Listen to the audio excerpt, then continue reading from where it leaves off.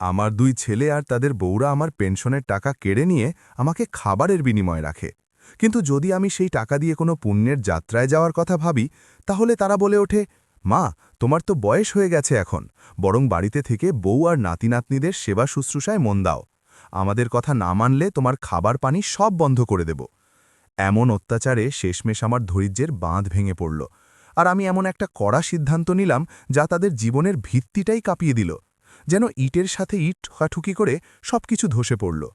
রোজকার মতো রাধাজি ভোর হতেই উড়ে গেল, আর তার পুরনো পরম্পরার পালন করতে করে দেবী মায়ের মন্দিরের দিকে চলে দিল। সেই দিন চৈত্র নবরাত্রির পবিত্র অবসর ছিল, তাই পুরো পরিবেশে একটা আলাদা ভক্তিময় সুগন্ধ মিশেছিল। সে সকাল ঠিক ৬টায় বাড়ির দোরগোড়া পেরিয়ে গিয়েছিল, যাতে শান্তিতে মাতারানীর আরাধনা করতে পারে। মন্দিরের সিঁড়ি চড়ার সময় তার মনে একটা গভীর কষ্ট উঠল। সে চিন্তা করল যে যদি আজ তার পকেটে কয়েকটা রুপিয়াও থাকত, তাহলে সে মাতার চরণে ভোগ অর্পণ করতে পারত, আর সেখানে উপস্থিত ছোট ছেলেমেয়ে আর কন্যাদের প্রেমের সাথে প্রসাদ বিতরণ করতে পারত। শ্রদ্ধা তো অনেক ছিল, কিন্তু অর্থনৈতিক তঙ্গতা তার হাত বেঁধে রেখেছিল। মনের কোনো কোণে একটা দুঃখজনক অনুভূতি উঠল যে জীবনের এটা কি অদ্ভুত মোড়। কখনো তার বাড়ি থেকে কেউ খালি হাতে যেত না, কিন্তু আজ বউ ছেলেরা তাকে এই কাতারে দাঁড় করিয়ে দিয়েছে, যেখানে সে অন্যদের খাওয়ানোর বদলে নিজে মন্দির থেকে পাওয়া প্রসাদের প্রতীক্ষা করছে। সেবা করার বয়সে সে অন্যদের দয়ার ওপর নির্ভরশীল হয়ে গেছে। এটা চিন্তা করে তার চোখ ছলকে উঠল। সে অনেকক্ষণ মাতার প্রতিমার সামনে বসে রইল, আর তার ব্যথা মনেই মনে বলতে লাগল। তাকে বোঝা যাচ্ছে না যে তার ভক্তিতে কোথায় কমতি রয়ে গেছে, যে তাকে এমন খারাপ দিন দেখতে হচ্ছে। তাই ভারী মন আর চোখে আর্দ্রতা নিয়ে সে প্রসাদের একটা ছোট পুড়িয়া সামলিয়ে সকাল ৮টার কাছাকাছি ফিরে তার বাড়ির দিকে চলে পড়ল। যেই রাধাজি বাড়ির ভিতরে পা রাখল, তার ছোট বউ তার উপর বর্ষণ করল। টান করে সে চিৎকার করল, কি সারাদিন মন্দিরে বসে ভজন গাওয়া করে তোমার পেট ভরবে? যদি তোমার ভক্তি এতই প্রিয় হয়, তাহলে সেখানেই ডেরা কেন ফেলো না? ফিরে এখানে আসার কি দরকার? শুধু আমাদের উপর একটা অতিরিক্ত বোঝা হয়ে জীবন কাটাচ্ছ। বউয়ের এই তিক্ত শব্দ শুনে রাধাজি কোনো উত্তর দিল না। সে জানত যে এখন এটা রোজকার তামাশা হয়ে গেছে। ছেলে হোক বা বউ, দুজনের ব্যবহার তার প্রতি দিন দিন আরও খারাপ হয়ে যাচ্ছে। তার জন্য অপমান এখন কোনো নতুন কথা নয়, তবুও আজ এই কথাগুলো তার হৃদয়কে গভীরভাবে ছিন্ন করল। বউয়ের বিষাক্ত কথা শুনতে শুনতে এখন সে ভিতর থেকে পুরোপুরি ভেঙে পড়েছে। তাকে অনুভব হতে লাগল যে এই বয়সে নিজের ছেলেদের বাড়িতে ভয়ে ভয়ে জীবন কাটানো আর তাদের প্রত্যেকটা যথাযথ অযথার্থ কথা সহ্য করা কতটা ঠিক। তার ভিতরের ঘুমিয়ে থাকা স্বাভিমান এখন অংড়ায় নিতে লাগল। সে নিজেকে একটা কড়া প্রশ্ন করল, শেষ পর্যন্ত আমি কতদিন এই দমবন্ধ পরিবেশে থাকব? কি আমার নিজের কোনো অস্তিত্ব নেই? ৭০ বছরের এই ধর্তি বয়সে, যেখানে লোকেরা হার মেনে নেয়, রাধাজি একটা নতুন পথ বেছে নেওয়ার সংকল্প করল। সে স্থির করল যে এখন সে কারও টুকরোতে পালবে না। তার এই দৃঢ় সিদ্ধান্ত তাকে সাফল্যের এমন শিখরে নিয়ে গেল, যার কল্পনা তার পরিবার কখনো স্বপ্নেও করেনি। সে তার পরিশ্রম আর লগ্ন দিয়ে সেই মুকাম অর্জন করল যে ছেলেরা কাল পর্যন্ত তাকে ধিক্কার দিত, আজ তাদের নিজেদের ভুলের জন্য লজ্জিত হতে হয়েছে। শেষে পরিস্থিতি এমন বদলে গেল যে সেই ছেলে আর বউকে কাঁদতে কাঁদতে তার চরণে পড়ে ক্ষমা চাইতে হয়েছে। সমাজে আজ তার পরিবারের যে নাম আর যে সম্মান আছে, সেটা শুধু রাধাজির কঠিন পরিশ্রমেরই দান। তার পরিচয়ই এখন তার ছেলেদের সবচেয়ে বড় শোহরত হয়ে গেছে। রাধাজি যখন রান্নাঘরের দরজায় দাঁড়িয়ে ভিতরে খালি পড়ে থাকা বাসনগুলোকে টোকাচ্ছিল, তখন তার বউ তিথি সেখানে এসে পড়ল। তার চেহারায় ছড়ানো উলঝন দেখে সে নকল স্বরে জিজ্ঞাসা করল, কি হয়েছে মাজি, এখানে কি খুঁজছ? তোমার কিছু চাই কি? তার বউয়ের এই রূঢ় প্রশ্নে রাধাজি খুব নিরীহভাবে উত্তর দিল, তিথি, সকাল থেকে মন্দিরের দৌড়াদৌড়িতে আমি এখনও অন্যের একটা দানাও মুখে দিইনি। আমাকে খুব জোরের ভুক লেগেছে, এজন্য আমি নাশতা আর চা খুঁজতে এসেছি। কিন্তু আমাকে তো এখানে একটাও বাসন ভরা দেখা যাচ্ছে না। কি আজ বাড়িতে কিছু বানানো হয়নি? তার শাশুমায়ের বিস্ময় দেখে তিথির চেহারায় সহানুভূতির বদলে একটা কুটিল হাসি এলো। সে অযত্নে রান্নাঘরের স্ল্যাবে হাত মারতে মারতে বলল, আরে মাজি, তোমারও কত ভুলো। কি তোমার মনে নেই যে আজ মাসের ১ম তারিখ? আমাদের আপসের বোঝাপড়ার হিসাবে আজ তোমার এই বাড়িতে শেষ দিন, আর এখন তোমার পালা বড় ভাইয়ার বাড়িতে থাকার। দিবাকরজি আর প্রিয়াজি তোমাকে নিতে যে কোনো সময় আসতেই পারে। আমার পুরো ইয়কিন ছিল যে আজ তোমার খাবার আর নাশতা তাদেরই বাড়িতে তৈরি হবে, এজন্য আমি এখানে তোমার জন্য কিছু বানানোর কষ্ট করিনি। শেষ পর্যন্ত রেশানার পরিশ্রম কেন নষ্ট করা যায়? বউয়ের মুখ থেকে এত নির্দয় আর শুকনো কথা শুনে রাধুজির পায়ের নিচে মাটি সরে গেল। তার গলা পর্যন্ত আসা শব্দ যেন কোথাও ভিতরেই শুকিয়ে গেল। সে ফাটা ফাটা চোখে তার সগী বউয়ের সেই পাথরের মতো চেহারাকে তাকিয়ে রইল, যাকে সে তার কোলে জন্মানো ছেলের অর্ধাঙ্গিনী বানিয়ে গ্রহণ করেছিল। তাকে বিশ্বাস হচ্ছে না যে বাড়িকে সে তার রক্তপসিনায় সেচেছে, সেখানে আজ একবেলার নাস্তার জন্য তারিখার হিসেব দেখা হচ্ছে। সে শুধু নীরবে দাঁড়িয়ে রইল, তার নিয়তির ওপর অশ্রু ঝরাতে লাগল। যখন তিথি কোনো অনুতাপ ছাড়াই তার কাজে জুটে গেল। তিথির নির্জলতা এখনও থামেনি। রাধাজির চোখে ছায়া পড়া বিবশতা দেখে সে খুব থেমে থেমে বলল, মাজি, তোমার আমাকে এইভাবে কেন তাকিয়ে আছো, যেন আমি কোনো গুনাহ করেছি? এই বাড়িতে তোমার মেয়াদ এখন শেষ হয়ে গেছে। নিয়ম তো নিয়ম হয়, এতে ভালো আমি কি ভুল বলেছি? তার বউয়ের মুখ থেকে নিজেকে জিনিসের মতো সময় শেষ হওয়ার কথা শুনে রাধুজির কলিজা মুখে এলো। সে কাঁপা স্বরে তিথিকে বোঝানোর চেষ্টা করল, দেখো বউ, তোমার জেঠানির সকালে ফোন এসেছিল। বেচারির আয়ের বাড়িতে কোনো জরুরি কাজ পড়েছে, এজন্য তাকে দুদিনের জন্য বাইরে যেতে হচ্ছে। সে বলেছে যে সে এখন বাড়িতে নেই, তো আমি দুদিন পরে সেখানে যাব। এটা শুনতেই তিথির পাড়া সপ্তম আকাশে চড়ে গেল। সে ঝল্লায় চিৎকার করল, এটা সব কি নাটক? দুই ভাই আর আমরা বউরা মিলে বসে এই সিদ্ধান্ত করেছিলাম যে তোমরা এক মাস আমাদের দুজনের কাছে বাড়ি বাড়ি থাকবে। তাহলে মাসের প্রথম দিনেই প্রিয়া ভাবি এই নতুন প্যাচ কেন চালালো? তাদের মায়ের বাড়ি যেতে হয়তো যাক, কিন্তু তার দায়িত্ব আমাদের ওপর কেন চাপাচ্ছে? আমাকে সব বোঝা যায় মাজি, এটা সব তার চিন্তা করা ষড়যন্ত্র, যাতে সে দুদিন আর তোমার সেবা থেকে মুক্ত থাকতে পারে। তিথির রাগ থামার নাম নিচ্ছে না। সে তার শাশুর দিকে আঙুল তুলে দুটুকরো শব্দে তার সিদ্ধান্ত শোনাল, ঠিক আছে, যদি তোমরা এখানে দুদিন আর থাকো, তাহলে এই কথা কান খুলে শুনে নাও যে পরের মাসে যখন তোমরা ফেরত আসবে, তাহলে তোমরা 1 না বরং 3 তারিখে আসবে। হিসেব সমান হওয়া দরকার। যদি আমি তোমাকে দুদিন বেশি সহ্য করছি, তো বড় ভাবিকেও তোমাকে দুদিন অতিরিক্ত তার কাছে রাখতে হবে। আমি আমার হিস্সার একটা দানাও তোমাকে বেশি খাওয়াবো না। তিথির এই ব্যবসায়িক আর কটু কথাবার্তা রাধাজিকে ভিতর থেকে ঝাঁঝরিয়ে দিল। তাকে অনুভব হল যে সে তার নিজের সন্তানের বাড়ির মধ্যে আটকে পড়া একটা বল, যাকে কেউ তার কাছে রাখতে চায় না। বউয়ের এই কঠোর আর ব্যবসায়িক কথা রাধাজির হৃদয়কে ছিন্ন করল। তার চোখের বাঁধ ভেঙে গেল আর অশ্রুর অবিরল ধারা বইতে লাগল। সে কিছু না বলে লড়খড়িয়ে পায়ে তার অন্ধকার ঘরের দিকে মুড়ে গেল। মা দেয়ালে তার স্বর্গীয় স্বামী গোপালজির ছবি ঝুলছিল। রাধাজি সেই ছবির সামনে একটা ছোট মূর্তির মতো ধসে পড়ল। সে সুবুকতে সুবুকতে তার ব্যথা প্রকাশ করল, দেখছ তোমরা, তোমার লাডলি বউ আজ আমার হিসেব করছে। সে সাফ বলে দিয়েছে যে এই বাড়িতে আমার সময় শেষ হয়ে গেছে। এখন আমি আমার নিজের কোলে জন্মানো ছেলেদের জন্য একটা ভারী বোঝা হয়ে গেছি। তার সিসকি ঘরের সন্নাটায় গুঁজতে লাগল। সে ছবির দিকে তাকিয়ে আরও বলল, আরে বড় ছেলে নিতে আসেনি তো এটা আমাকে একটা নিবালা দেওয়া পর্যন্ত অস্বীকার করল। কি আমরা এই দিনের জন্য খড়কুটো জুড়িয়েই সংসার গড়েছিলাম? এই অপমান সহ্য করার থেকে ভালো হতো যে এবার আমাকে তোমার কাছে আগেই ডেকে নিতে। অন্তত এই তিরস্কার দেখার জন্য আমি জীবিত তো থাকতাম না। তার নয়ন থেকে টপকানো গরম অশ্রু ছবির কাঁচে পড়ে ছড়িয়ে পড়ছিল, যেন সে তার সাথীকে জড়িয়ে কাঁদছে। অনেকক্ষণ বিলাপ করার পরে সে তার আঁচলে চেহারা মুছল আর একটা কঠোর সিদ্ধান্ত নিল। তার স্বরে এখন একটা অদ্ভুত শান্তি ছিল। সে দৃঢ়তার সাথে বলল, এখন অনেক হয়েছে। এখন আমি এই দোরগোড়ায় দাঁড়িয়ে খাবারের ভিক্ষা চাইব না। যদি সে তার মর্জি দিয়ে দিয়েছে তো তবেই গ্রহণ করব, নয়তো ভুকে থেকেই ঘুমিয়ে যাব। আমার কাছে এখন হারানোর কিছু নেই। সবচেয়ে বেশি কি হবে? অন্নজল ত্যাগ করলে আমার দেহ শান্ত হয়ে যাবে। এই অপমানজনক জীবন থেকে সেই মৃত্যু অনেক বেশি গৌরবময় হবে। রাধাজিকে তার জীবনের সবচেয়ে কঠিন সময়ও এত অসহায়ত্বের অনুভব হয়নি। স্বামীর যাওয়ার দুঃখ তো ছিল, কিন্তু সেই সময় অন্তত ছেলেদের প্রেমের আশা ছিল।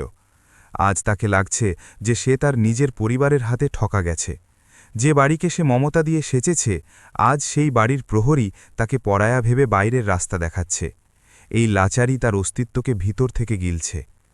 কাছাকাছি 2 ঘণ্টা কেটে যাওয়ার পরে ছোট বউয়ের হৃদয় তো পগলায়নি, কিন্তু সে লোকলজ্জা বা আনুষ্ঠানিকতার নামে চাকরানির হাতে খাবারের থালা রাধাজির ঘরে পাঠিয়ে দিল। যখন চাকরানি সেই থালা টেবিলে রাখল, তো রাধাজিকে সেই খাবার থেকে তৃপ্তির সুগন্ধ না, কিন্তু তিরস্কারের দুর্গন্ধ আসতে লাগল। তাকে লাগল যেন সেটা খাবার না, বরং তার মজবুরিকে দেওয়া কোনো ভিক্ষা বা দান। তার অন্তর্মন চিৎকার করে বলল যে এমন অপমানিত হয়ে জীবন কাটানোর থেকে অনেক ভালো যে মানুষ ভুকে থেকে প্রাণ ত্যাগ করে, এই বিষের পেয়ালা পান করে এই দমবন্ধ থেকে চিরকালের জন্য মুক্তি পায়। আত্মসম্মানের চোট ভুকের তরফ থেকে অনেক গভীর ছিল। সোনার মধ্যে তাকিয়ে রাধাজির মন স্মৃতির গলিতে ঘুরতে লাগল। সে সেই দিনগুলোকে স্মরণ করতে লাগল যখন তার আঙিনায় খুশিরা দস্তক বিচ্ছিল।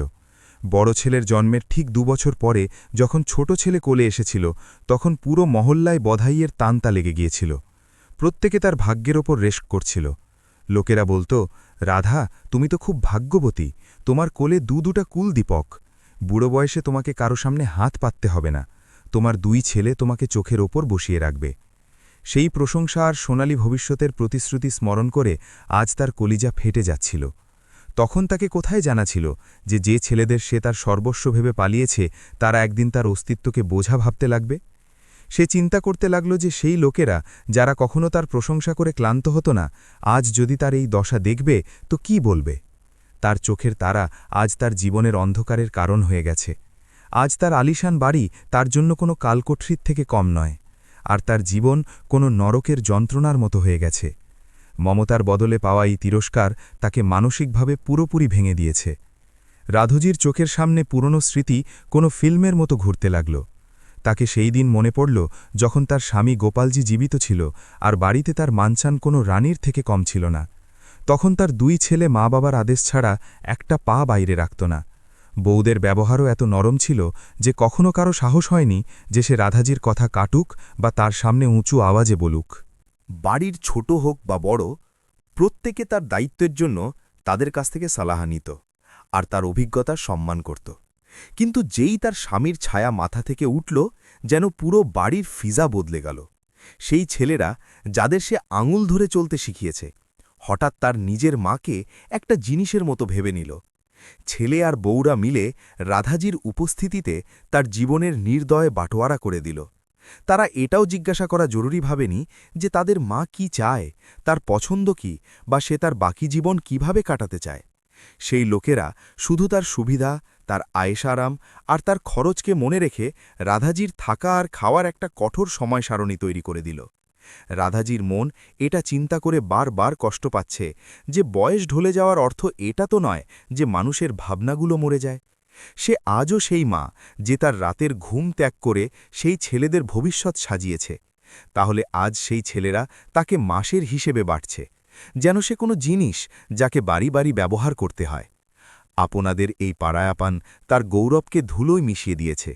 তাকে এমন অনুভব হচ্ছে যেন তার নিজের রক্ত তাকে তার নিজের বাড়িতে একটা লাচার ভিক্ষুকের অবস্থায় দাঁড় করিয়ে দিয়েছে, যে প্রত্যেক নিবালার জন্য একজনের দয়ার মহতাজ। গোপালজির ছবিকে দেখতে দেখতে রাধাজির স্বরের বাঁধ ভেঙে গেল। সে ফুটফুট করে কাঁদতে লাগল, কারণ সেই ছবিতে তাকে সেই সংগ্রাম ভরা অতীত দেখা যাচ্ছে যাকে সে আর তার স্বামী মিলে জিয়েছে। দুজনে তার ছেলেদের ভালো ভবিষ্যতের জন্য দিন রাত এক করে দিয়েছে। তাদের লালন পালনে তারা কখনো কোনো অভাবের ছায়া পর্যন্ত পড়তে দেয়নি। যদিও গোপালজি সরকারি চাকরিতে ছিল, কিন্তু সীমিত আয়ে 2 বাড়তে থাকা ছেলের উচ্চশিক্ষা, স্কুলের ভারী ফি আর বাড়ির বুড়োদের দামি ওষুধের খরচ তুলে নেওয়া কোনো সহজ কাজ নয়। পুরো বেতন মাসের শুরুতে জলের মতো বয়ে যেত। স্বামীর হাত সাহায্য করার জন্য রাধাজি কখনো আরামের পরোয়া করেনি। বাড়ির সব কাজকর্ম শেষ করে যখন দুনিয়া ঘুমিয়ে যেত, তখন সে তার পুরনো সেলাই মেশিন নিয়ে বসত। ঘণ্টার পর ঘণ্টা কাপড় সেলাই করার পরেও সে ক্লান্ত হতো না, বরং তার সাথে সাথে সে মহল্লার ছোট ছেলেদের টিউশন পড়াতে শুরু করেছিল। এতটুকুই নয়, কড়া ঠান্ডায় সে রাত রাত জেগে সেই সোয়েটার আর টুপি বুনত যা সে কাছের বড় বাজার আর দোকানে সাপ্লাই করত। এই অতিরিক্ত পরিশ্রম থেকে যে পাই জুড়ত, তাকে সে তার ইচ্ছায় না, বরং ছেলেদের ছোট বড় জরুরিতে সঞ্চয় করে রাখত। সময় বদলালো, ছেলেরা পড়ে লিখে বড় হয়ে গেল আর উঁচু পদে পৌঁছে গেল। কিন্তু যেই তাদের কাছে টাকা আর রুতবা এলো, তাদেরকে তার মায়ের এই পরিশ্রমী কাজ খটকাতে লাগল। তাদের লাগতে লাগল যে যদি লোকেরা জানবে যে তাদের মা অন্যদের কাপড় সেলাই করে, টিউশন পড়ায়, তো সমাজে তাদের ইজ্জত কম হয়ে যাবে। ছেলেরা একদিন বড় অধিকারের সাথে রাধাজিকে বলল, মা, এখন আমাদের কাছে অনেক টাকা আছে, এখন তোমাকে এই ছোটমোটো কাজ করার দরকার নেই, লোকেরা দেখবে তো কি বলবে। রাধাজি সেই সময়ও ছেলেদের খুশিকে সর্বোচ্চ রাখল। সে কোনো প্রশ্ন বা বিরোধ ছাড়া তার সেই মেশিনকে ঢেকে রেখে দিল আর তার পরিচয় ছেড়ে দিল, এটা চিন্তা করে যে এখন তার ছেলেরাই তার আসল পরিচয়। তাকে কি জানা ছিল যে ইজ্জতের জন্য তার কাজ ছাড়ানো হয়েছে, সেই ছেলেরা একদিন তাকে বেইজ্জত করতে কোনো কসর রাখবে না। গোপালজি আর রাধাজি তার যৌবনের এক একটা পল আর তার রক্তপসিনার পুরো উপার্জন লাগিয়ে এই বিশাল বাংলোর নির্মাণ করেছিল। তার স্বপ্ন ছিল যে এই বাড়ি তার আসন্ন প্রজন্মের জন্য প্রেম আর একতার প্রতীক হবে। সময় কেটে গেল, দুই ছেলে দিবাকর আর রাহুল তার পড়াশোনা শেষ করে ভালো পদে বসল। গোপালজি তার পুরো জমাপুঁজি লাগিয়ে বড় চাও আর অরমানের সাথে দুজনের বিয়ে করল। শুরুর দিনগুলোতে তো সবকিছু স্বর্গের মতো ছিল। দুই ছেলে আর বউরা মা বাবার ছায়ায় থাকত আর তার পুরো সম্মান করত। কিন্তু নিয়তিকে কিছু অন্যই মঞ্জুর ছিল। করোনার সেই ভয়ানক লহর হঠাৎ গোপালজিকে তাদের থেকে ছিনিয়ে নিল, আর তার যাওয়ার সাথে সাথে যেন এই বাড়ির খুশিগুলোকে কারো নজর লেগে গেল। যে ছেলেদের উদাহরণ লোকেরা রাম লক্ষণের মতো দিত, তার মধ্যে এখন সম্পত্তি নিয়ে প্রত্যেক দিন মহাভারত হতে লাগল। সেই বাড়ি, যাকে গোপালজি বড় উমঙ্গ দিয়ে সাজিয়েছে, দেখতে দেখতে ইঁট আর সিমেন্টের একটা নির্দয় দেয়াল দিয়ে দুভাগে কাটা হয়ে গেল। বাড়ির টুকরো দেখে রাধুজির হৃদয় হাজার অংশে ছড়িয়ে পড়ল। যে মাকানে কখনো হাসি ঠিঠ্ঠরি ঢুকত, সেখানে এখন সন্নাটা আর কারবাহাট ছড়িয়ে পড়ল। বাংলোর সামনে আর পিছনের দরজার ব্যবহার এখন আলাদা আলাদা পরিবারের জন্য হতে লাগল। সামনের ভব্য অংশ বড় ছেলের ভাগে এলো, যখন পিছনের অংশ ছোট ছেলে রাহুলকে দেওয়া হলো। এখন না শুধু দেওয়াল আলাদা ছিল, বরং তাদের হৃদয় আর রাস্তাও পুরোপুরি আলাদা হয়ে গিয়েছে। কিন্তু ছেলেদের লোভ আর সংবেদনহীনতা এখানে থামেনি। তারা নির্জীব জিনিসের মতো তার জীবিত মায়েরও বাটোয়ারা করে দিল। রাধুজিকে না জিজ্ঞাসা করে এই তুগলকি ফরমান শোনানো হলো যে সে এক মাস দুই ছেলের কাছে বাড়ি বাড়ি থাকবে। বিড়ম্বনা তো এটা যে তার সাথে গোপালজির পেনশনেরও সদা করে দেওয়া হলো। এটা স্থির হলো যে মাস মা যে ছেলের বাড়িতে থাকবে, সেই মাসের পুরো পেনশনও সেই ছেলের অ্যাকাউন্টে যাবে। আজ অবস্থা এটা যে রাধাজির কাছে তার ওষুধের জন্যেও একটা বাঁচে না। বুয়ার ব্যবহার এত পাথরের মতো হয়ে গেছে যে যদি মাসের তারিখ একদিনও উপরে হয়ে যায়, তো সে তাদের সকালের চা আর নাস্তা দেওয়া তো দূর, সোজা মুখে কথা পর্যন্ত বলে না। আজ রাধাজির উদাসীর কোনো সীমা নেই। সে একা বসে তার ভাগ্যের উপর কাঁদছে। তাকে এই অনুভূতি খেয়ে যাচ্ছে যে সে তার নিজের ছেলেদের বাড়িতে ভাড়াটিয়ার মতো থাকছে। সে চিন্তা করতে লাগল যে তার পুরো পেনশন তো এই ছেলেরা ছিনিয়ে নেয়, তবুও তাকে প্রত্যেক নিভালার জন্য কোনো যাজকের মতো গিরগিরাতে হয়। কোনো জ্ঞানী সত্যিই বলেছে যে একটা মা বাপ গরিবিতেও তার 10 ছেলের পেট পালতে পারে, কিন্তু সেই ছেলেরা সক্ষম হবার পরে মিলেও তার একটা বুড়ি মাকে বোঝা ভাবতে লাগে। আজ সে তার বড় ছেলের বাড়ির সেই অংশে বসেছিল যেখানে দেয়ালে তার স্বামীর স্মৃতি তো ছিল, কিন্তু তার অশ্রু মোছার কোনো নিজের নেই। ঢলে যাওয়া সন্ধ্যার সময় যখন সূর্যের রশ্মি মধ্যম পড়ছে, রাধাজি তার উদাসী কমানোর জন্য কাছের বাগানে টহলতে গেল। সেখানে তার সমবয়সী সহেলিদের একটা দল আগে থেকেই বসে কোনো গুরুতর আলোচনায় ব্যস্ত ছিল। যেই সে তাদের কাছে পৌঁছল, তার সবচেয়ে কাছের সহেলি মায়াজি উৎসাহের সাথে বলল, আরে রাধা, ভালো হয়েছে তুমি এসেছ। আমরা সবাই পরের মাসে তীর্থযাত্রায় যাওয়ার পরিকল্পনা করছি। পবিত্র ধামের দর্শন হবে আর মনকে শান্তিও মিলবে। তুমিও আমাদের সাথে চলো, খুব ভালো লাগবে। মায়াজির কথা শুনে রাধাজির মূর্ঝানো চেহারায় চমক এলো। তাকে লাগল যেন ঈশ্বর নিজে তার প্রার্থনা শুনেছে আর তার মনের দবিয়ে রাখা ইচ্ছাকে জীব দিয়েছে। আসলে তীর্থযাত্রায় যাওয়ার কামনা তার হৃদয়ে অনেক দিন ধরে পড়েছিল। কয়েকদিন আগে যখন সে তার ছোট ছেলে রাহুলের সাথে এই বিষয়ে কথা বলেছিল, তো সে না চিন্তা করে না বুঝে এটা বলে তার ইচ্ছার গলা ঘুটিয়ে দিয়েছিল যে মা, এইসব যাত্রায় ফালতু অনেক খরচ হয়, এখনও হাত টান। ছেলের সেই রূঢ় উত্তর রাধাজিকে ভিতর থেকে ভেঙে দিয়েছিল, আর সে ভারী মনে তার ইচ্ছাগুলোর গলা ঘুটিয়ে দিয়েছিল। তাকে লাগছিল যে হয়তো তার নসিবে কখনো পুণ্য কমানো লেখা নেই। কিন্তু আজ যখন পুরো দল সাথে যাওয়ার প্রস্তুতি করছে, তো সে নিজেকে থামাতে পারেনি, আর পুরনো সব কষ্ট বাইরে বেরিয়ে এলো। সে ভাবাবেগের সাথে মায়াজির সাথে বলল, মায়া, তোমাকে কি বলবো, তীর্থযাত্রায় যাওয়া তো আমার বছরের পুরনো স্বপ্ন। আমি আর গোপালজি সবসময় চিন্তা করতাম রিটায়ারমেন্টের পরে সাথে 4 ধাম করব, কিন্তু তার হঠাৎ যাওয়ায় আমার সব অরমান অশ্রুতে বয়ে গেল। তারপর কখনো অবসর মিলেনি। আমি দিবাকর আর রাহুল 2 ছেলের সাথে মিনতি করেছি, তাদের সামনে হাত পাতিয়েছি, কিন্তু দুজনেই খরচের বাহানা বানিয়ে আমাকে থামিয়ে দিয়েছে। আজ ছেলেদের জন্য মায়ের খুশি থেকে বেশি টাকার দাম হয়ে গেছে। আমার সেই স্বপ্ন আজও অধুর। কিন্তু এখন তোমাদের উৎসাহ দেখে আমার মন আবার ডলতে লাগল। আমি আজ বাড়ি গিয়ে একবার আবার দিবাকরের সাথে কথা বলবো, হয়তো এবার তার হৃদয় পগলায়। আমি রাত পর্যন্ত তোমাকে আমার উত্তর বলে দেব। রাধাজির আওয়াজে একটা আশা ছিল, কিন্তু সাথে একটা অজানা ভয়ও লুকিয়েছিল যে কি তার ছেলেরা তাকে তার নিজের পেনশনের টাকা থেকে এই খুশি দেবে। আশার একটা ছোট্ট দিয়া নিয়ে রাধাজি বাড়ি ফিরল, কিন্তু তার বড় ছেলে দিবাকরের সাথে কথা বলতেই সেই দিয়া ঝটকায় নিভে গেল। ছেলে যে প্রতিক্রিয়া দিল সেটা তার হৃদয়কে ছিন্ন করার মতো ছিল। দিবাকর ঝিড়কিয়ে বলল, মা, তোমার সোহেলিরা তো সারাদিন খালি থাকে, কিন্তু তুমি তাদের বাহকাওয়ায় কেন আসো? এটা সব অপ্রয়োজনীয় খরচ ছাড়া আর কিছু নয়। তোমার বয়স এখন তীর্থযাত্রায় ঘুরে বেড়ানোর নয়, বরং বাড়ির কোণে বসে মালা জপার। যখন ভগবান সব জায়গায় উপস্থিত, তো তাদের খুঁজতে এত দূর যাওয়া, টাকা নষ্ট করার কি প্রয়োজন?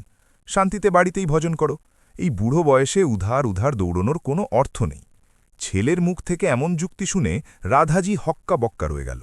তাকে বোঝা যাচ্ছে না যে ছেলে তার ঐয়াসী আর জরুরির জন্য কখনো তার কাছে হাত পাতিয়ে দেয়, আজ সেই তাকে ধর্ম আর দর্শনের পাঠ পড়াচ্ছে। তাকে মনে পড়ল যে এই দিবাকরই যে তার পেনশন বা ছোটমোটো সঞ্চয় থেকে কখনো মোবাইল তো কখনো গাড়ির বাহানায় টাকা নেয়, সে কখনো তার ছেলেদের কোনো জিনিসের জন্য মানা করেনি, কারণ তার মমতা সবসময় তাদের জরুরির সামনে ঝুঁকে যেত। কিন্তু আজ যখন মা তার জীবনের একটা ছোট ইচ্ছার জন্য তার নিজের জমা পুঁজিতে থেকে কিছু অংশ চাইল, তো ছেলেকে ঈশ্বরের সর্বব্যাপী হওয়া মনে পড়ল। দিবাকরের শব্দ কোনো নুকিল তীরের মতো তার আত্মসম্মানকে ভেদ করছিল। সে বাহানা বানাচ্ছে যাতে তাকে তার মায়ের খুশিতে একটাও খরচ না করতে হয়, যখন সেই টাকাও আসলে রাধাজির পেনশনেরই ছিল। রাধাজি তাকে পাল্টা কোনো উত্তর দিল না, কারণ সে জানত যে বধির কানের সামনে চিৎকার করার কোনো লাভ নেই। সে চুপচাপ তার মাথা ঝুঁকিয়ে সেখান থেকে উঠল আর তার ঘরের দিকে চলে দিল। তার খামোশিতে গভীর দুঃখ আর ছেলেদের পর্দায় উদ্ভূত একটা নতুন বৈরাগ্য ছিল। সে অনুভব করেছে যে মমতার বলে সে এখনও জীবিত ছিল, সেটা এখন শুধু একদিকে রয়ে গেছে। পরের সকালে যখন রাধাজি মন্দিরের সিঁড়ি চড়ছে, তো সেখানে তার ভেট তার সাহেলি মায়াজির সাথে হল। মায়াজি কৌতূহলের সাথে তার কাছে এসে জিজ্ঞাসা করল, বলো রাধা, তোমরা তোমার জিনিসপত্র বাঁধতে শুরু করেছ কি না? আমরা সবাই তো পুরো প্রস্তুতি করে ফেলেছি, শুধু তোমার হ্যাঁর অপেক্ষা। মায়াজির চোখে চমক ছিল, কিন্তু রাধুজির ভিতর তো আশার সূর্য কালই ঢলে গিয়েছিল। সে একটা গভীর নিঃশ্বাস নিল আর তার চেহারায় একটা মিথ্যা হাসি পড়িয়ে বলল, মায়া, এবার আমার আশা সম্ভব হবে না। বাড়িতে অনেক জরুরি কাজ পড়েছে, আর দিবাকর বউকেও কোনো কাজে বাইরে যেতে হচ্ছে। এমন অবস্থায় আমার বাড়ি ছেড়ে যাওয়া ঠিক হবে না। তোমরা যাও, আমি পরের বার নিশ্চয়ই সাথে যাব। তার সাহেলির কথা শুনে মায়াজির মুখ বেঁকে গেল। সে একটু ঝুঁঝলিয়ে বলল, আরে রাধা, তোমার কাছে সবসময় কোনো না কোনো নতুন বাহানা তৈরি থাকে। কখনো ছেলে বউ কোথাও যাচ্ছে, তো কখনো বাড়িতে অতিথিদের ফৌজ দাঁড়িয়ে আছে। তুমি সাফ সাফ কেন বলো না যে তোমার আমাদের সাথে সময় কাটানো বা তীর্থে ঘুরে বেড়ানো পছন্দ নয়? প্রত্যেকবার তুমি আমাদের এভাবে টাল দাও। মায়াজির এই চোখা কথা রাধাজির স্বরের বাঁধ ভেঙে দিল। সে তার ব্যথা আর বেশি সময় তার ভিতরে দবিয়ে রাখতে পারেনি। তার চোখের কোণে অশ্রু ভেসে উঠল, আর সে না চাইতেও তার লাচারির সত্য তার সাহেলির সামনে রাখল।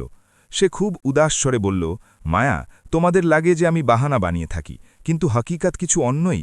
এখন আমি কাকে বোঝাই যে আমার মনও পবিত্র নদীতে স্নান করতে আর প্রভুর দর্শন করতে ততটাই তরপ করে যতটা তোমার। আমাকে তো এই কথায় সন্দেহ হতে লাগল যে আমার আকাঙ্ক্ষা এই জীবনে কখনো পূর্ণ হবে কিনা। তুমি সত্যি খুব ভাগ্যবতী যে তোমার ছেলে তোমার খুশির জন্য নিজে খরচ তুলে। আমি যখন আমার ছেলেদের সামনে এই প্রস্তাব রাখলাম, তো তারা আমাকে ধর্মের উপদেশ দিয়ে চুপ করিয়ে দিল। তার নিজের পেনশনের টাকার জন্য আজ আমাকে তাদের সামনে কোনো ভিক্ষুকের মতো হাত পাততে হয়। এখন তো আপনাদের সামনে তার ইচ্ছা প্রকাশ করাও আমাকে ভিক্ষা চাবার মতো অনুভব হয়। রাধাজির গলা রুদ্ধ হয়ে গেল, আর সেই তার সাহেলির দিকে দেখতেও পারছে না। মায়াজি রাধাজির কাঁধে হাত রাখল আর সান্ত্বনা দিয়ে বলল, রাধা, আমার জীবনও আগে তোমার মতোই অভাব আর অপমানে ভরা ছিল। ছোট ছোট কথা আর সামান্য খরচের জন্য আমাকে আমার ছেলে আর বউয়ের সামনে গিড়গিড়াতে হতো। কিন্তু একদিন আমাকে এই অনুভূতি হলো যে যতক্ষণ আমার শরীর চলছে আর আমি তার দায়িত্ব তুলতে যোগ্য, ততক্ষণ আমি অন্যদের উপর নির্ভর কেন থাকব? তার খুশির জন্য আপনাদের থেকে ভিক্ষা চাওয়া আমার স্বাভিমান আমাকে গ্রাহ্য করেনি। সেই দিন আমি ঠিক করলাম যে আমি তার তাকদীর নিজে বদলাব। আর আজ দেখো, আমি পুরোপুরি স্বতন্ত্র। মায়াজির এই কথা শুনে রাধাজির চোখে বিস্ময়ের ভাব এলো।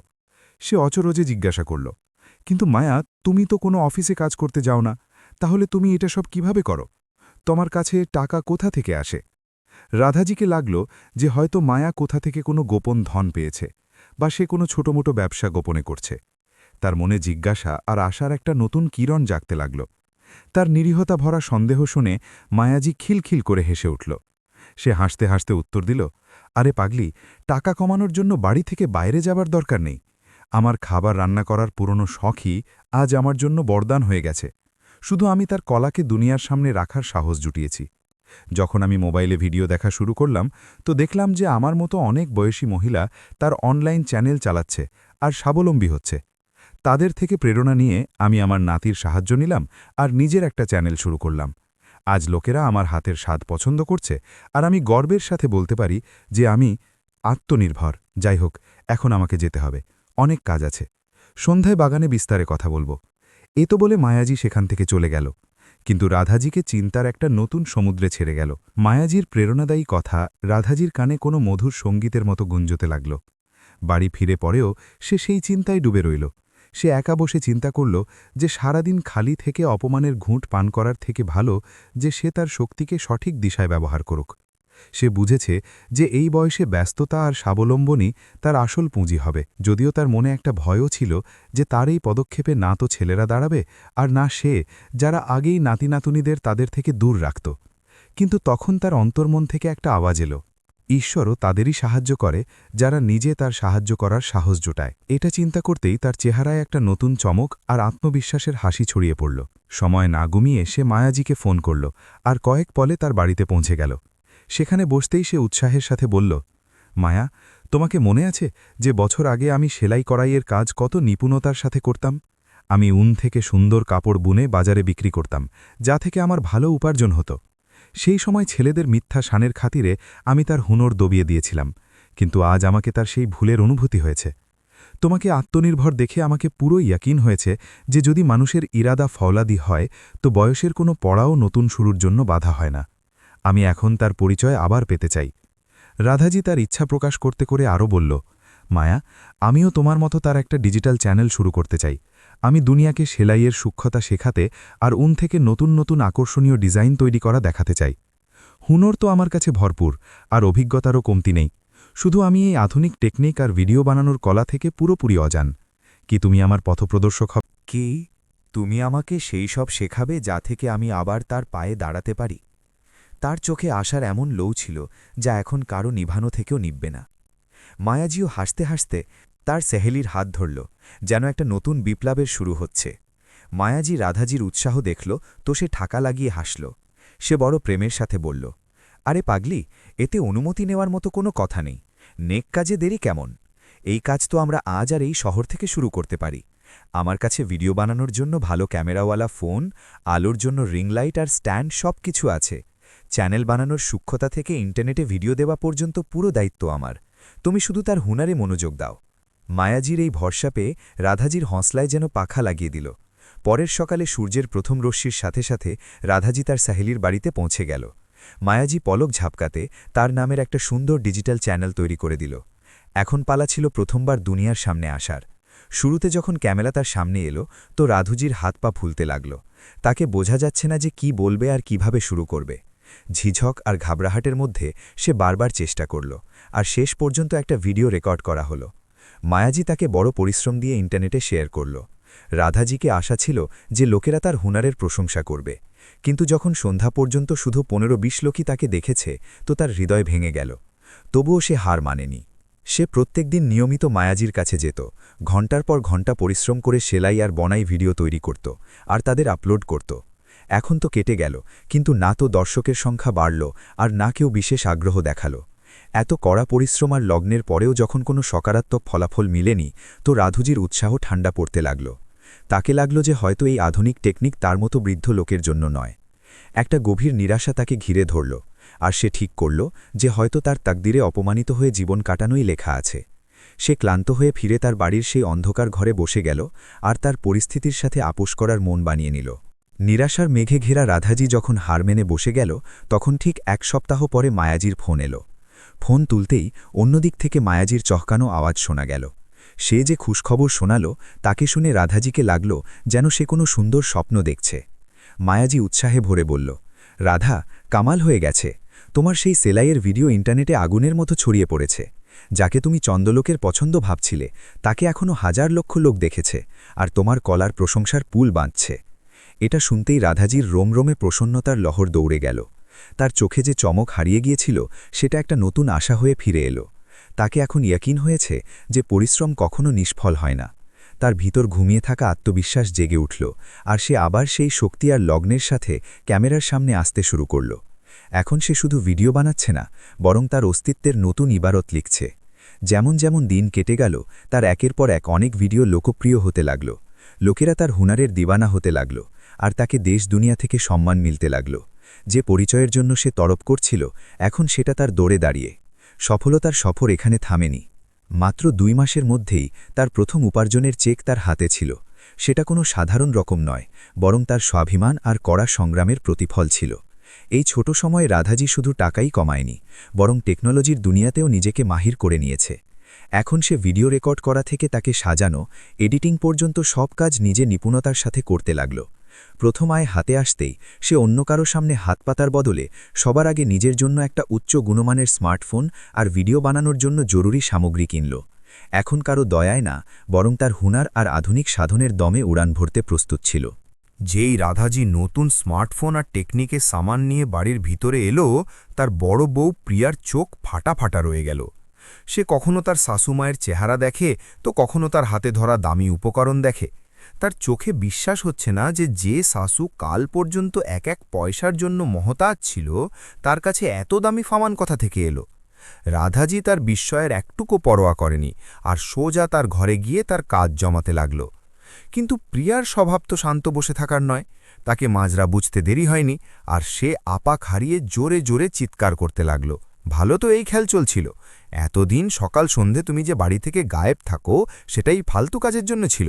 আমাদের খানদানের ইজ্জত নিলাম করার আগে কি তুমি একবারও আমাদের সাথে সালাহা নেওয়া জরুরি ভাবনি? বুড়ো বয়সে এই তামাশা তোমাকে শোভা দেয়?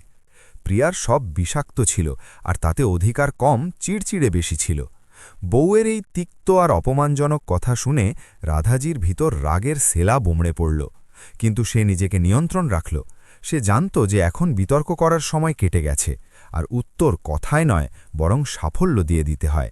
সে প্রিয়ার কথাগুলোকে পুরোপুরি অনশোনা করে দিল, যেন কোনো অজানা শোর মোচাচ্ছে। সে দৃঢ়তার সাথে তার ঘরের দরজা বন্ধ করে দিল, আর পুরো একতার সাথে তার নতুন ভিডিওর প্রস্তুতিতে জুটে গেল। আজ তার কাছে হারানোর ভয় নয়, বরং পাওয়ার জন্যে একটা পুরো আকাশ ছিল। এদিকে ছোট বউ তিথি যখন তার স্যাহেলিদের সাথে একটা পার্টিতে আনন্দ নিচ্ছে, তখন তার স্যাহেলিরা তাকে ঘিরে ধরল। সে বড় উৎসাহের সাথে বলতে লাগল, আরে তিথি, তোমার শাশুমা তো ইন্টারনেটের দুনিয়ায় সেন্সেশন হয়ে গেছে। ইউটিউবে তার কাজ তো সব দিকে ধুম্ম যাচ্ছে। এটা শুনে তিথির হুশ উড়ে গেল। তাকে লাগলো স্যাহেলিরা মজাক করছে, কিন্তু যেই তারা তার মোবাইল ফোনে রাধাজির ভিডিও দেখালো, তিথির পায়ের নিচে মাটি সরে গেল। তাকে তার চোখে বিশ্বাস হচ্ছে না। অপমান আর জ্বালায় ভরা সে তুরন্ত বাড়ির দিকে দৌড়ল, আর পৌঁছতেই তার স্বামী রাহুলের কান ভরতে শুরু করল। এদিকে রাধুজির ঘরে আজ বিরাজ আর উল্লাসের পরিবেশ ছিল। সে প্রথমবার কারো সাহায্য ছাড়া একাই পুরো ভিডিও শ্যুট করেছে, তাকে সাজিয়েছে আর ইন্টারনেটে শেয়ার করেছে। তার এই সিদ্ধিতে সে ফুলে না উঠতে পারছে। যেই সে আত্মবিশ্বাসের সাথে তার ঘরের দরজা খুলল, সামনে তার 2 ছেলে আর বউরা একটা ফৌজের মতো জিজ্ঞাসা করার জন্য প্রস্তুত দাঁড়িয়েছিল। তার চেহারায় রাগ ও ঘেরণের ভাব ছিল। দরজা খুলতেই সে সব একসাথে রাধাজির উপর শব্দের বান ছড়তে লাগল। ছোট ছেলে রাহুল চিৎকার করে বলল, মা, এটা কি তামাশা লাগিয়ে রেখেছ? আমরা তোমার সেবায় এমন কোনো কমতি রেখেছি যে তোমাকে এটা সব করতে হচ্ছে? রোজ তোমার নতুন নতুন ড্রামা শুরু হয়। আমার বউরা তো বেচারি সোজা, তারা কখনো পাল্টা তোমাকে কিছু বলেনি, আর তুমি তাদের নাক কাটাচ্ছ। এই বয়সে তো মানুষকে দুনিয়াদারি ছেড়ে প্রভুর ভক্তি আর ভজন পূজনে সময় কাটানো উচিত, আর তুমি এটা সব উলজুল কাজ করছ। ছেলের এই খোকলো যুক্তি আর মিথ্যা মর্যাদার কথা শুনে রাধাজি বিচলিত হয়নি। সে এখন একটা শক্তিশালী মহিলা হয়ে গেছে। সে শান্ত কিন্তু দৃঢ় স্বরে উত্তর দিল, ছেলে, আমি সব কারো চাপে না, বরং তার খুশি আর মর্জিতে করছি। এটা আমার পুরনো শখ, যাকে তোমরা বছর আগে দবিয়ে দিয়েছিলে। আজ যখন আমাকে তার হুনারকে একটা নতুন পরিচয় দেওয়ার অবসর মিলেছে, তো আমি তাকে হারাতে চাই না। তার কলা দিয়ে যদি আমি স্বাবলম্বী হচ্ছি, তো এতে শেষ পর্যন্ত কি ভুল? কি তার পছন্দের কাজ করা কোনো অপরাধ? বড় বউ প্রিয়া চেহারায় ঘৃণা নিয়ে বলল, পিতাজির দেহান্তের পরে তোমাকে এই সুহাগ রচানোর কি প্রয়োজন ছিল? পুরো মহল্লার রিশতেদারিতে আমাদের প্রতিষ্ঠা ধুলোয় মিশে গেছে। লোকেরা কথা বানাচ্ছে, আর এটা সব শুধু তোমার এই জিদের কারণে হচ্ছে। প্রিয়ার কথায় ঘিয়ের কাজ করতে করে বড় ছেলে দিবাকর আগুন ববুলা হয়ে চিৎকার করল, মা, যদি তোমাকে তার এই হরকত থেকে বাজ না আসতে হয় তো এই বাড়ি ছেড়ে দাও, যেখানে মন করো সেখানে গিয়ে থেকে তামাশা করো, কিন্তু আমাদের ছায়ায় থেকে আমাদের আর লজ্জিত করার কোনো দরকার নেই। রাধাজি স্তম্ভিত হয়ে তার সামনে দাঁড়ানো সেই 4টা চেহারাকে দেখছিল। সে চিন্তা করছিল যে বউলা কাল পর্যন্ত একজনের ছায়া থেকেও শত্রুতা রাখত, আর কথা বলা তো দূর, একজনের মুখ দেখতেও পছন্দ করত না, আজ তার শ্বাসকে নিচু দেখানোর জন্য কিভাবে একযুগ হয়ে গেছে। স্বার্থ তাদের একই সুরে বলতে শিখিয়েছে।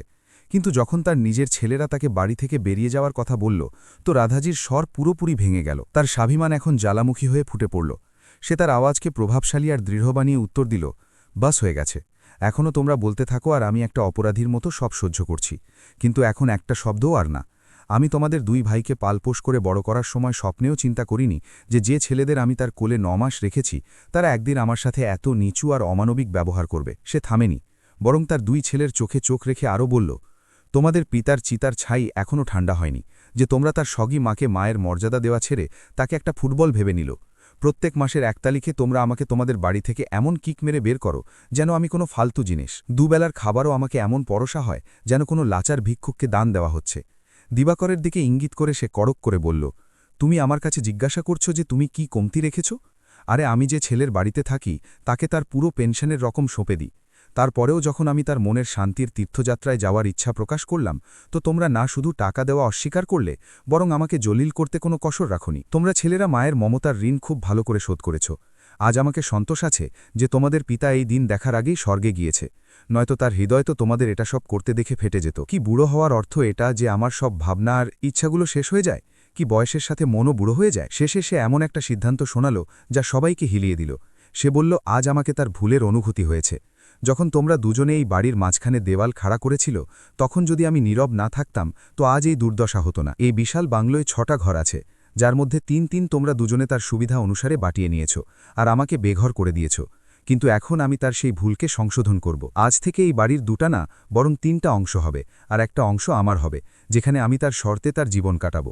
রাধাজির সাহসী ঘোষণায় বাড়ির পরিবেশে সন্নাটা ছড়িয়ে পড়ল। 2 ছেলে আর বউদের চেহারা রাগ আর বিস্ময় লাল হয়ে গেল। দিবাকর তার বুড়ো শিকড়তে করক করে বলল, মা, হোসে তো আছো, এটা কি উলুল জুলুল কথা বলছ? চিন্তা করে বলো, এই বাড়িতে এখন 3য় অংশ কিসের জন্য আর কার জন্য চাওয়া হচ্ছে? কি এখন এই বয়সে তুমি আমাদের থেকে আলাদা হওয়ার বাটোয়ারা করবে? তার বিরোধের পরোয়া না করে রাধাজি তার উঁচু আর স্পষ্ট স্বরে উত্তর দিল, হ্যাঁ, এই 3য় অংশ আমার নিজের হবে, আর এর মালকিন শুধু আমিই হব। আমাকে এখন কারো দয়ায় জীবন কাটাতে হবে না। আমাকে তার জন্য আলাদা ঘর চাই, একটা ঘর যেখানে আমি সম্মানের সাথে বিশ্রাম করতে পারি, আর 2য় ঘর আমার কাজের এলাকার জন্য, যেখানে কোনো বাধা ছাড়া তার ভিডিও বানাতে পারি। আর সবচেয়ে গুরুত্বপূর্ণ কথা, আজ থেকে আমাকে তার রান্নাঘরও পুরোপুরি আলাদা চাই। আমি এখন তোমাদের বানানো সেই খাবারের ত্যাগ করছি, যাতে মমতা না বরং এহসান ভরা হয়। সে আরও দৃঢ়তার সাথে বলল, আমি তার কাজে সাহায্যের জন্য, খাবার বানানোর জন্য আলাদা সকা রাখব। তোমরা তো আমাকে একদিনও অতিরিক্ত সহ্য করতে প্রস্তুত ছিলে না। তারিখ বদলাতেই তো আমাকে নাস্তা দেওয়া থেকে কতরাতো, নয়তো আমি তোমাদের শত্রু। কিন্তু এখন আর না, এখনই তোমাদের মা কোনো জিনিসের মতো 2 অংশে বসানো যাবে না। না আমি মাসের হিসাবে এখান থেকে সেখানে ঘুরব, আর না কারো সামনে হাত পাতব। ঈশ্বরের কৃপা আর তার পরিশ্রম দিয়ে এখন আমি পুরোপুরি স্বাবলম্বী। তার প্রত্যেক জরুরি আর দায়িত্ব তুলে নেওয়ার সামর্থ্য এখন আমার মধ্যে আছে। রাধাজির চোখে সেই আত্মবিশ্বাস ছিল যাকে দেখে তার ছেলেদের বলা বন্ধ হয়ে গেল।